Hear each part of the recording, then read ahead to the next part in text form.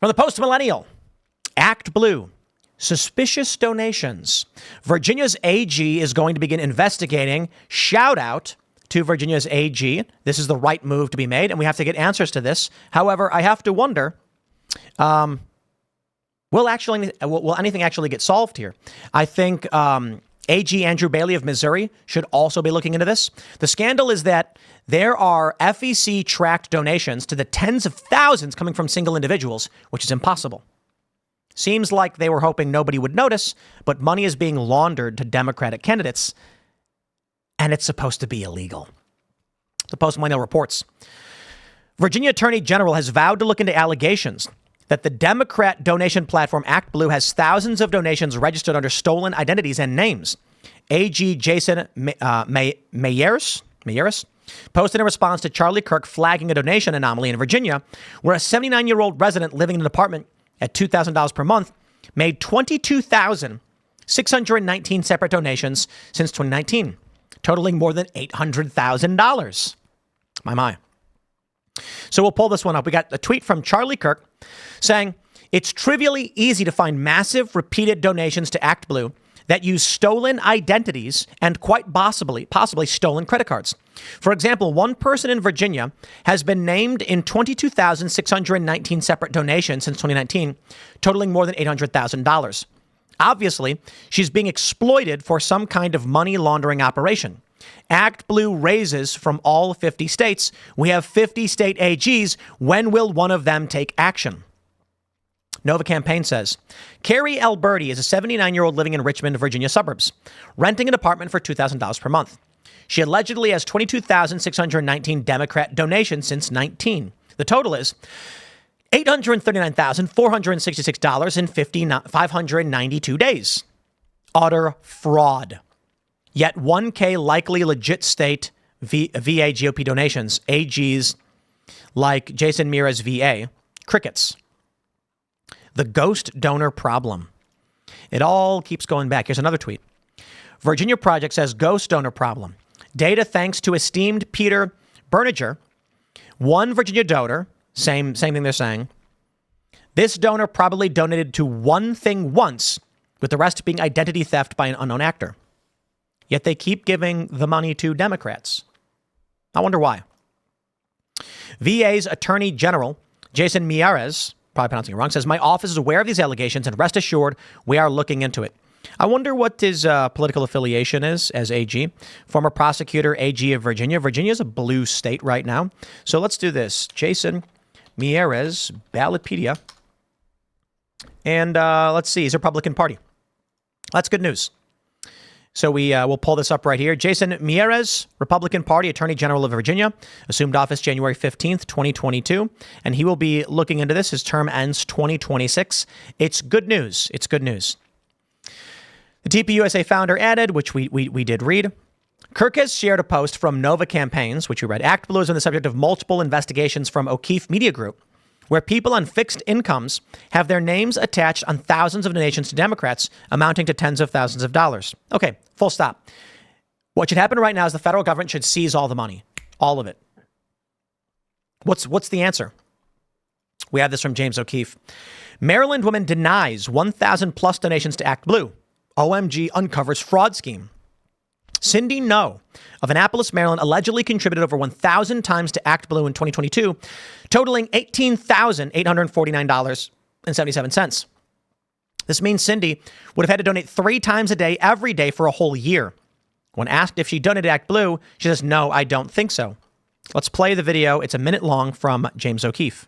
FEC data shows that some senior citizens across the U.S. have been donating thousands of times per year. Some of these individuals' names and addresses are attached to over $200,000 in contributions. We went and knocked on a few of their doors to corroborate the data that we received. We're wondering if these donors are victims of what appears to be a money laundering scheme. Cindy No of Annapolis, Maryland, who in the year 2022 allegedly contributed over 1,000 times to ActBlue, totaling $18,849.77.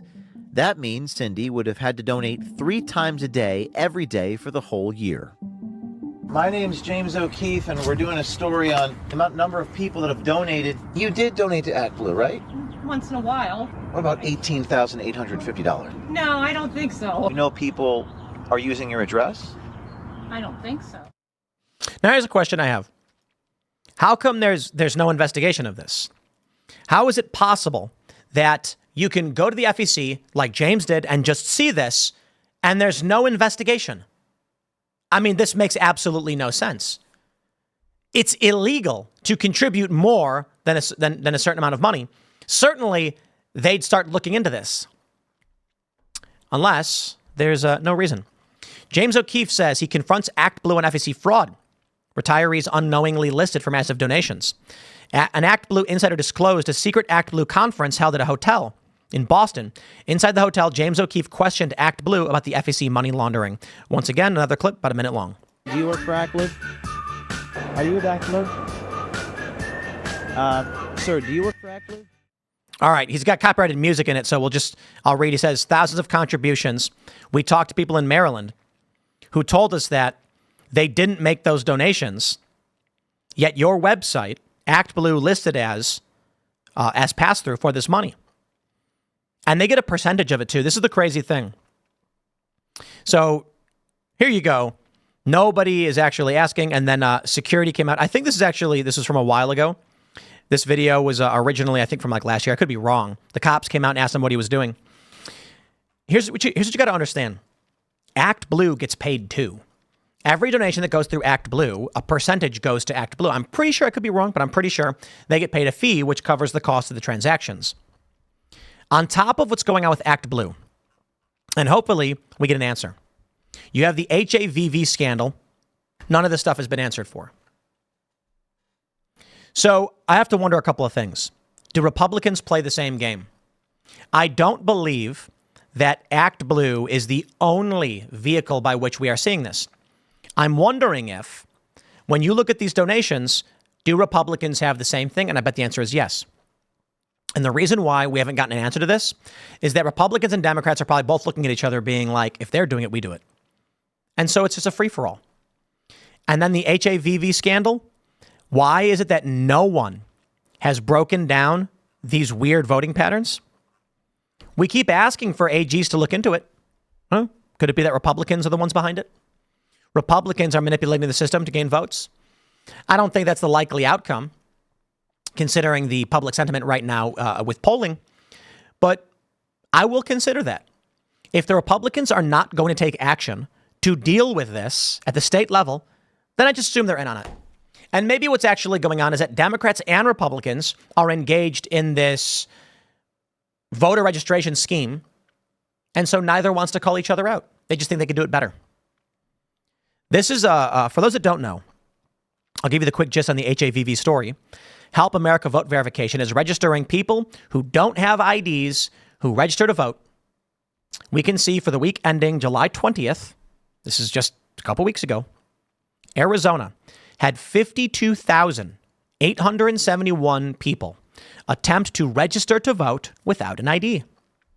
8,467 were not in the Social Security Administration database.